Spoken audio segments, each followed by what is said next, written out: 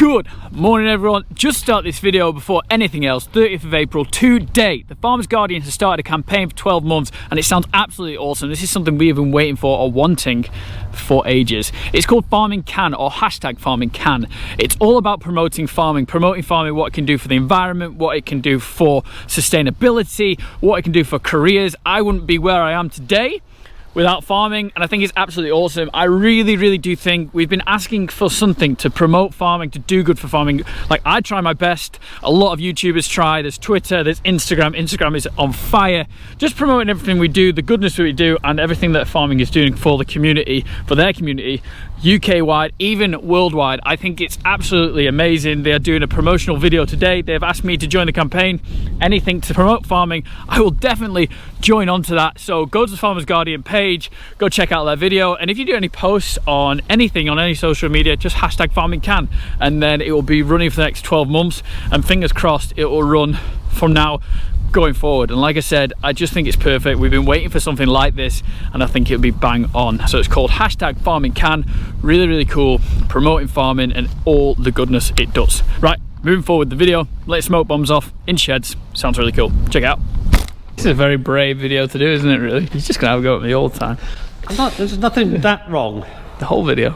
And now the exciting bit that everyone's actually come here for, smoke bombs. 1.2 million. I thought that statistic was absolutely crazy when you figure it out. Well, that's interesting. There's my normal smoke bombs, these. The little ones. And there's my medium smoke bombs, which are those. Yeah. And those are the ones I bought for you. The big ones, the special ones. Good morning everyone. If you have not already, don't forget to hit the subscribe button, ring the little bell, they're both down there. Go hit them. You get notifications of my videos every Tuesday, Friday, and the odd occasion we do the Sunday video. Today we have Stuart. He has bombs, which are smoke bombs, but still bombs. We're going to do something really cool, really fascinating, interesting stuff that I found interesting. Facts, figures. Is our cow building actually going to be efficient and our cows going to enjoy it? Designs or the practicality of. I'm going to feed them calves some cake. Yeah, no worries. I've got to get all this set up and the app going. It's not going to be totally accurate because the cows aren't in here. So, what is going on? What is happening? Everyone knows the new shed. It's starting to progress. We're starting to do things. We have Stuart here from Eternit. He is our building specialist. Eternit is the people who are putting the roof sheets onto the shed. And when you put a shed up, it's just easy. You just design what you want to do and just put it up. Isn't that right? You'd like to think, but unfortunately it isn't. A lot of science out there. What I do as part of my role is I visit farms and try and translate that science that we have into the practicality of putting up a building. To do that, I do a series of tests about temperature, wind speed, humidity, light, noise, and do all the calculations and then say this is what the recommendation would be. And then you as the farmer say, no, I don't like that, or I do like that, and I want to do this. I mean, we've been chatting since probably 12 months now. I spoke to Stuart and I was like, thinking of doing this. There's a lot of science behind it. I don't know it. Stuart does know it. And this is what we're going to do today to see the efficiency of the shed, the humidity, how the shed will work with the cows, because that's the most important thing about everything we're doing is the cows. So we're going to do tests in our lows building currently. We're going to do tests in our highs. Yep, just to compare the two different buildings. See how they do. Also, Stuart is going to give me little bits of advice of what to do on my shed and how to improve it and how to improve airflow. We haven't really spoken a lot today because we thought we'd get it all on video, because there are a few stuff that Stuart has said I think you should go for. There's already something he's mentioned where I've gone, oh, I don't really like that. You'll find out very soon. But let's get on with it. We're going to put some smoke bombs off, see how this shed does and see how we get on. I've done the outside one, so I know what it's like outside of a shed. Yep. And now I'm going to do the ones on the inside of the shed. So first of all, how fast is the wind going? Okay, yeah, it's quite windy today. It's quite windy today. So that one there is showing me at 1.7 meters per second. It's 3.3 outside. We are down by 2 meters per second. You're a third less ventilation in here in terms of wind movement than you are outside. Or a third less drafty. Or a third less drafty, depending on you are. Glass half full. Yeah. Temperature wise, I don't know what's good or bad. So temperature wise, we're at 11.7, 14.2 outside, so it's colder in here than it is outside. That doesn't make a lot of sense to me. We're in the shade. Oh, yeah. What little shade there is. Humidity's at 59. What was it outside? 44. Okay, so it's stuffier. It's stuffier, it's wet, it's damper, there's more wet moisture in the air. Because obviously the concrete's wet. Yep. You put cows in here, you're going to be up in the 90s. Heat stress is a massive thing, it completely decimates the production. A milking cow will produce up to 40% more heat than a dry cow. Yeah. And it's got to get rid of that heat. And the way you get rid of the heat is by putting fresh air over the top of the cow. Yeah. If you don't get the fresh air, you lose production. If you lose production, you lose money. I would like to add that we did put holes in this shed to drop the humidity, and obviously there are massive holes at the back of the shed which weren't purposely put there. Just a bit of tiredness happened there as well. So those could have actually helped us. They have. There we go. In terms of performance in ventilation, but probably not in cow comfort. Oh. Because simple reason is, it's like we talked about the pizza. Yep. If a cow has to stand out in the rain and drink his water in the rain, quick slurp and then go. Be gone. Rather than taking the time. A lot of you would have noticed when I talked about pizza on a video, when I said we were doing it, that was from Stuart. He said, would you like your pizza inside in a nice sheltered area, or would you like it outside where it's possible it could be rained on, windy? Would you like to eat it out there or inside? And to me, I'd like to eat it inside. Unless it was sunny and it was grazing.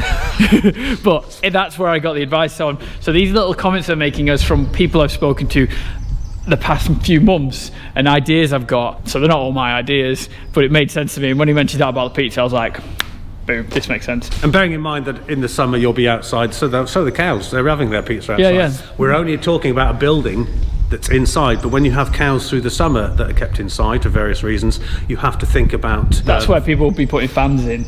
Yeah, fans are okay, but they do have a tendency sometimes just to move the same air in. If you put water in and you can get it out of the ground, that's an ambient 7 degrees, you're then cooling the air through the moisture and cool the cows down. But the only problem with that is high humidity and water and stuff. You put it on the beds and the bacteria can grow on the beds through. It can do, but that goes how much you do and where you do it. You normally do it over the feeding passage, not where they lie. Oh right, okay, yeah, that makes sense. You do that. And when it comes to the building envelope, the materials, there are principally 3 types. One, tin, which has no moisture absorbency, fully compressed fibre cement, which has a minimal, and fully compressed, which is what we make in the UK. We export it to Ireland and the Nordic countries, and that will absorb 40% more moisture than a fully compressed sheet, and it'll absorb that moisture quicker. Okay. So it helps reduce the moisture, the humidity levels in the building. So that would help this shed at least as well, probably. Yeah, but the moisture can't go outside because there's no wind or the ventilation's not right. You need to be able to utilise the building to assist in maintaining the health and welfare of the cattle. And by Stuart mentioning that, we're going to have that issue because we are blocked in from 4 sides. That shed there, this shed here to a degree, the back shed and the slurry store. So we're going to have that issue a little bit because we're going to be closed in. Yeah, see, this Stuart's got an idea, which I don't like the idea, but we'll get to that. Yeah, in a minute, we'll get to that in a minute. The light meter reading in here is... it doesn't help that I'm above it. Coming up to 830 lux. Ideally for a 170 to 200 for 16 hours a day, so you're well in that. Okay, so that's fine. So this would be light enough to... More than light enough. 1804 outside. There's a lot of the outside light is coming into this building, so light-wise this one's absolutely fine. Okay. Primarily because there's loads of holes in the roof. Which there won't be very, very soon. Now we need to know about air movement. How does the air react in this building? And to do that, we are going to be setting off a smoke bomb. Which is what everyone was watching for. It's nice hearing statistics, it's nice hearing about cows and comfort and everything, but it's far more exciting to let smoke bombs off and see where it goes, even if we're just doing it anyway. Right, this is a big one. Wow, we need to plan this. I need to get away. If you're wearing glasses, I'm going. Danger never takes a day off. Danger does not take a day off. Obviously, I am not probably the best person for health and safety. I'm trying to improve all the time. There was something the other day on social media that I put up and took it down because it wasn't very health and safety. It wasn't great. I'll hold my hands up. If you want me to talk about it, I'll talk about it at a different time. But just to let you know, learn from me. Be better than me. I'm going to try and be better as well. So Stuart has got his glasses on. He's got his gloves on. Everything he's got to be safe with these. I'm a good 5 meters away as well to see how this works.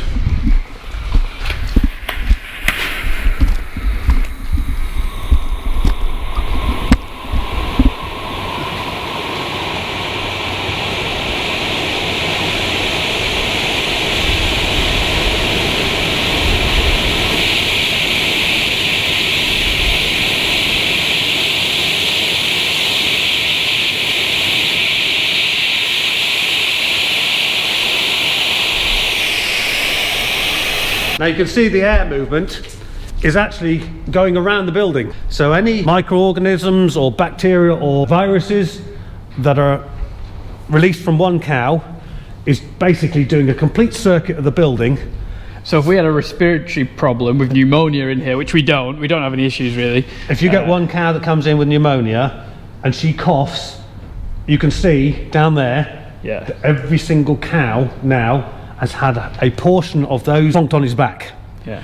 Cows lick themselves clean, they ingest it, that's how it gets transmitted. We're all aware of the current restrictions on contact, exactly it. And you can see now still there how much, I mean there's a good wind outside, that smoke is still there. I would like to have seen that completely gone.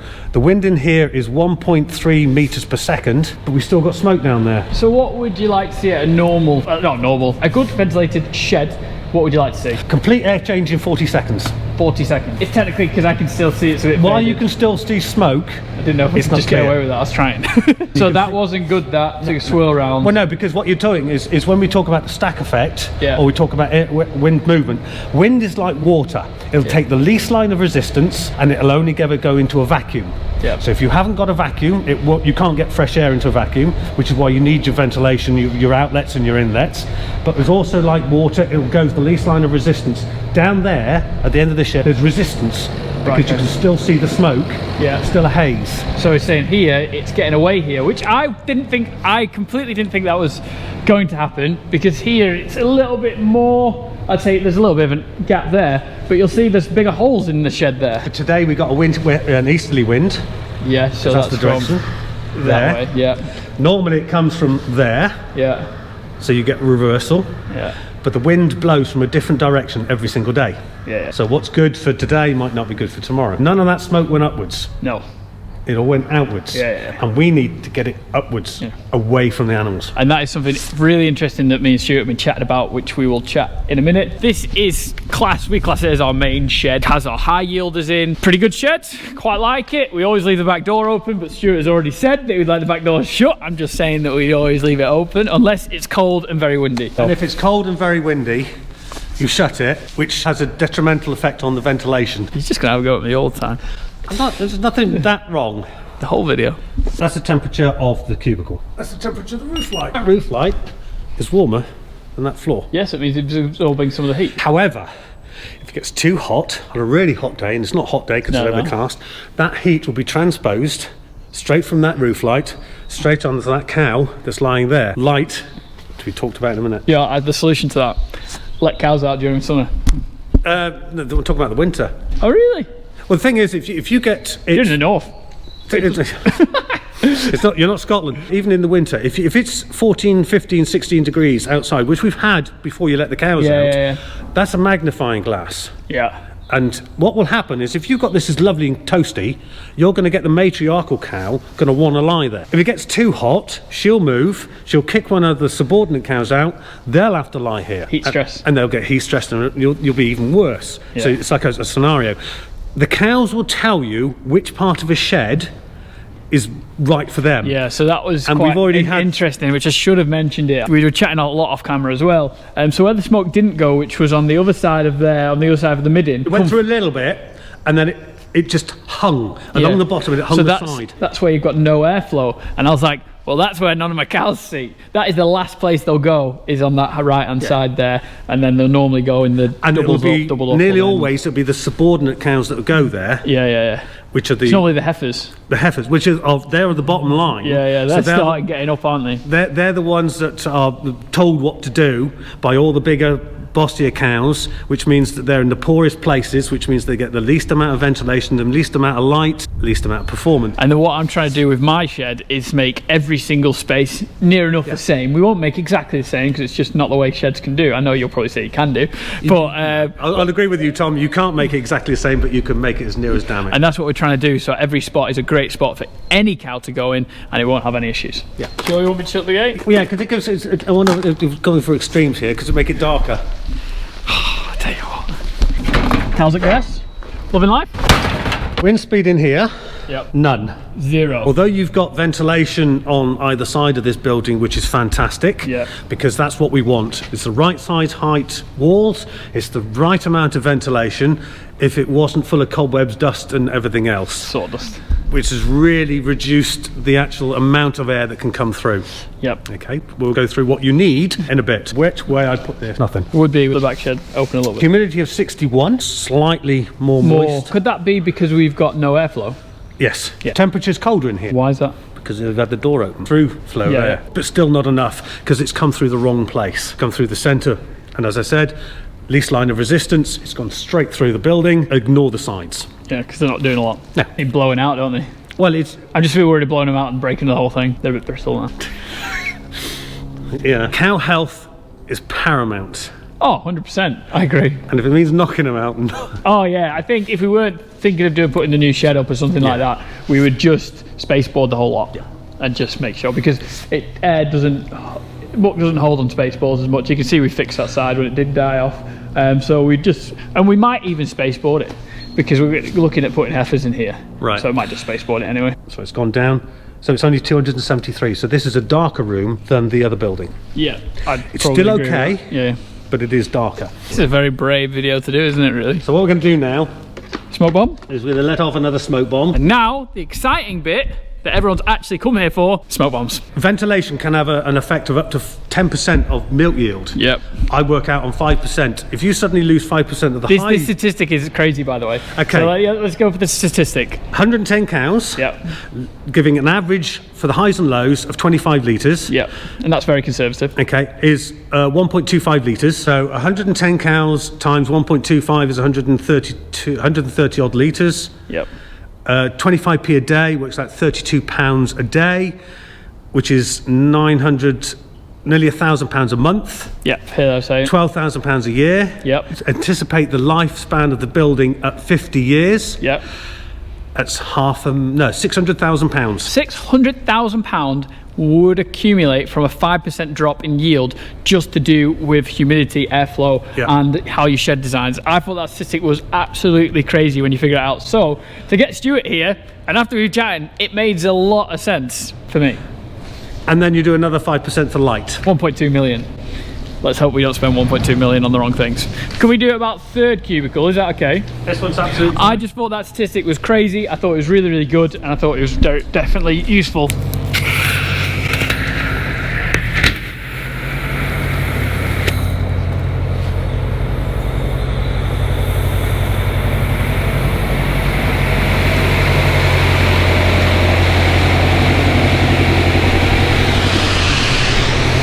Well, that's interesting. See how in this building, being it's a single span, it's now going straight up and heading towards the ridge. Look at the airflow through there. There's a lot of air going through that back door. There's a hell of a lot of air going through that door, which is really great. However, all it's doing is pushing all the dirty air from the cow that was led here right over all the others. And that is where controlling airflow is important. It's not just a case of having ventilation gaps, it's a case of controlling that. And we've got the air blowing through the end where there are no cows lying. What ideally we wanted was the air coming in from the sides and pushing it up out through the ridge. Right, it's not really doing that, is it? No, but the ridge unfortunately on this one is not ideally suited for livestock. No, well, I think when Dad put this ridge up, or the shed up, it was for beef stock. It was more of a case of, at that time, we didn't understand the science. Okay. Rather than it being a poor design. Those ridges up there, although they're ours, because we know these sheets are ours as well. All right, didn't know that. We've been making them for over 100 years. They only give 67 millimetres width of ridge per linear metre. And when we do the calculations for sizes, that'll be the key to work out whether that's enough or not. But we do normally leave the back door open, so that should blow it. Unless it's a windy day. Unless it's a windy day. The day that it's a windy day is the day that the cow comes in with a cough. Yeah. The day you take a chance is the day you get caught. Yeah, I think so. What I just said to Stuart is, would it be an idea to knock all of these older stuff out and just put a lot of spaceboarding down here?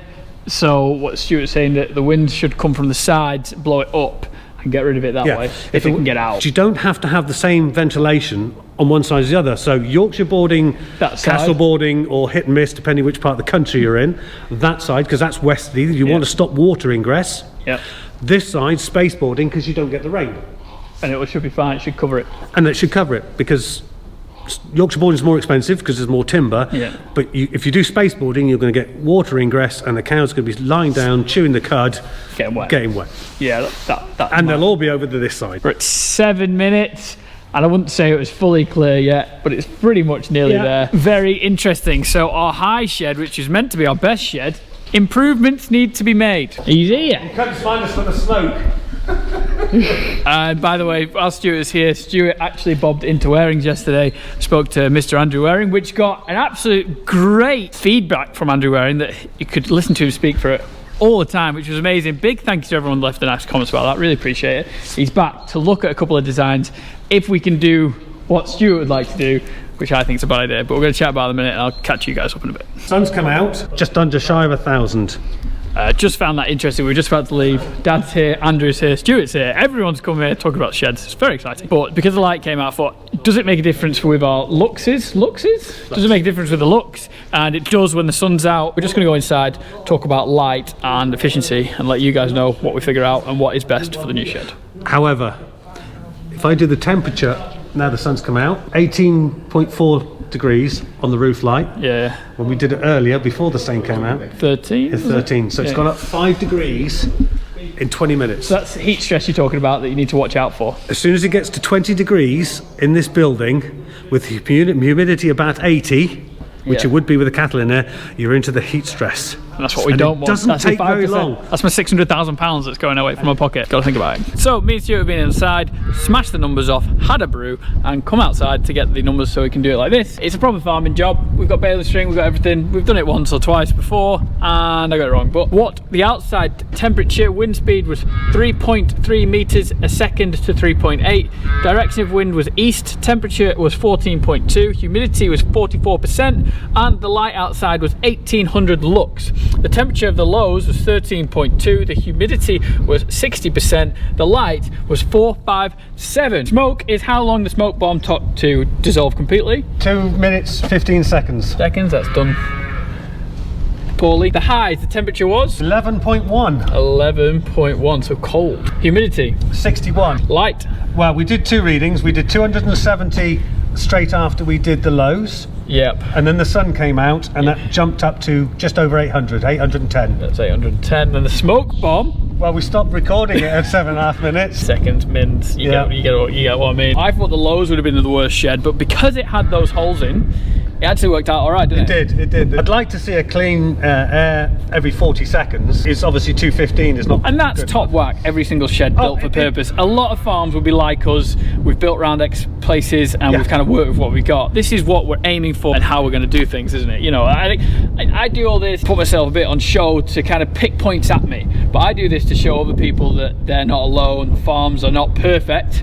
You know, I just like to say that because I'm putting myself out there on this and just showing how the sheds aren't really working very well. The shed that you're doing is no different than 90% of all other farms that I go to. Yeah. The new shed, when it's done, will be the same as 90% of all the other new farms that I go to. Now that's what I want to hear. This is why I've brought you here. We're comparing the inside of the current buildings with the outside to show the difference, but also the difference between the two buildings, because whichever one you want to go for will help design the new one. Yeah. Both have benefits, they both got the drawbacks. We know that the reason why the lows were so quick on the smoke was because of all the holes in it, which is not necessarily a good thing, but it can be a good thing. So yeah, it's worked out in favour for us. Our cows have done pretty well. We don't really get a lot of mastitis cases. We don't really get a lot of pneumonia in both sheds. They do all right. We're not overstocked, which is probably a good thing. The mastitis will probably be is primarily due to your stocking rate and, believe it or not, the noise level. Anything over 80 decibels of noise of any given long period of time will increase the cell count and reduce fertility of cows. That is the big thing that I don't like doing. I don't like shouting. I don't like having blue sticks on the farm. It's just one of those things. If we're moving cows if you're in a gap, give them a blue stick. I just don't like it in a parlour. I like quite quietness. Fertility is a big one. You serve the cow, you're walking nice and gently. Don't rush it. So really interesting results here. I'm going to show you Stuart's idea for the new shed. What I would like to do for the new shed is put a massive... Put the cat amongst the pigeons big time. And what we have to do for the new shed anyway to make sure that the airflow and humidity and all this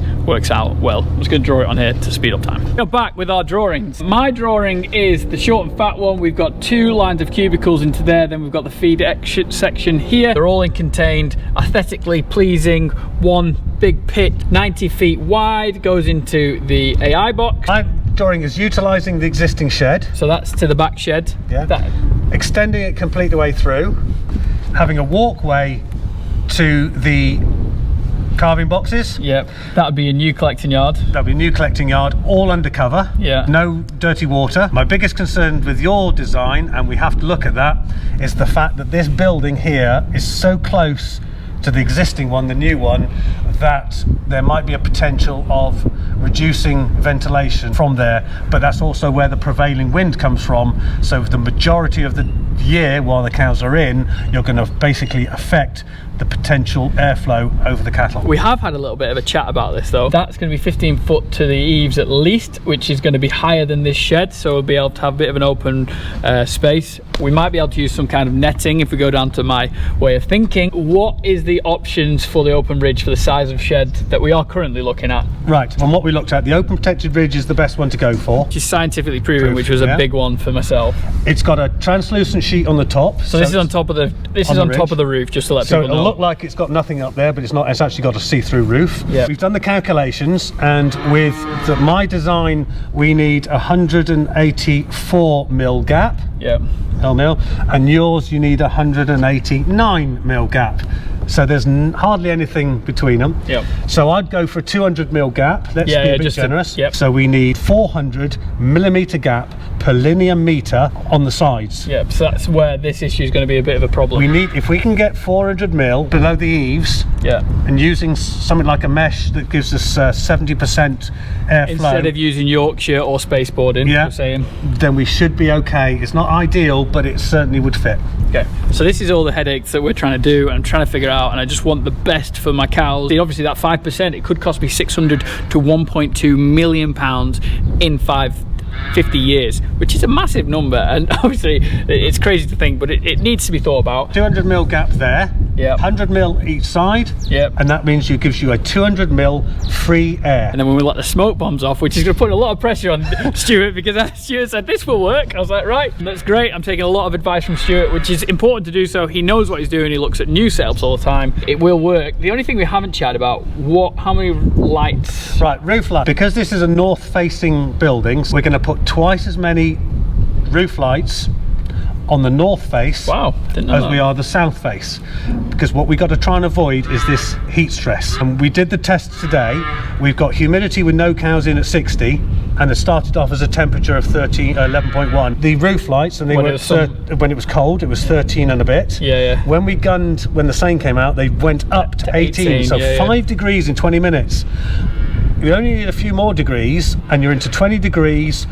Humidity at 80, you're starting heat stress. So you can get heat stress in dairy cows in March and October. You need the light, because light's important. So let's say this side to be easy. So it lets the light in without letting too much heat in, which we want to avoid. Loads of stuff going on here. There's lots of information. We'll probably be seeing Stuart whilst the build's going on as well. I shall pop up. The roof sheets are going to come. We've used Eternit for the last 50 years, which is pretty cool. Sorry if this video is a bit long, but there's a lot of information to go through, how we can improve our sheds, where we're at currently, because I think that's important to know where we're at in our buildings at the moment and where we're going to go to with the new building. A lot of stuff, this might go over people's heads, but if you enjoyed it, please give it a thumbs up. If you just came here for the smoke bombs, give that a thumbs up as well. Appreciate it. I was here a lot for the smoke bombs, not gonna lie. Again, thanks for Stuart and Eternit for coming here. Really do appreciate it. We'll see more in the future. Guys, big thank you for watching. Hope you enjoyed it. We'll see you in the next one.